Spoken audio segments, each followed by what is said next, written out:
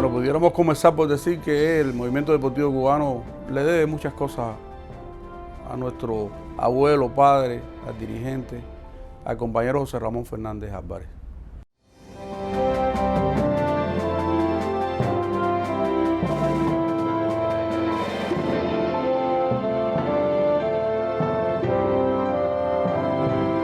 Uno de esos dirigentes excepcionales.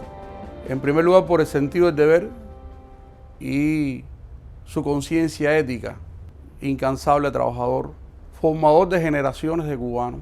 Por ejemplo, recuerdo que yo comencé mis estudios universitarios en el Instituto Superior Pedagógico Rafael María de Mendive en Pinar del Río. José Ramón Fernández, el gallego Fernández, en aquel entonces era el ministro de Educación de Cuba. Recuerdo y con mucho orgullo muchas de sus enseñanzas. Aquellos claustros históricos junto a él, donde siempre con la sabiduría que lo caracterizó y como expresara nuestro general de ejército, el abuelo sabio, en aquel compromiso histórico de formar a las nuevas generaciones, transmitía a nosotros el aliento, la motivación necesaria para, desde muy jóvenes, comenzar a librar la batalla por Cuba y por la revolución. Por ejemplo, recuerdo con mucho cariño las cartas que nos enviara él, siendo ministro de Educación. Las cartas eran personalizadas a cada maestro. Hablar del legado pedagógico de José Ramón Fernández resulta muy importante en estos tiempos.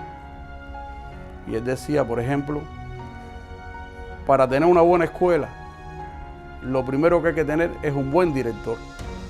Y decía él, pero no es suficiente. Además de tener un buen director, un buen consejo de dirección, hay que tener un buen claustro. Y él decía dos cosas muy interesantes. En primer lugar, para alcanzar resultados en el deporte, existe una fórmula que ha sido validada en la historia. Disciplina más disciplina es igual a resultados. Y él expresaba, a fuerza de disciplina, todo se puede lograr en el deporte. Y yo pudiera añadir, a fuerza de disciplina, todo se puede lograr también en la vida. Y por eso nuestros atletas son los embajadores también de la Revolución Cubana. En la semana, unas 3 veces me llamaban y siempre las conversaciones comenzaban por decir, recuerda que la mayor virtud que tiene el cuadro, la sencillez y la modestia.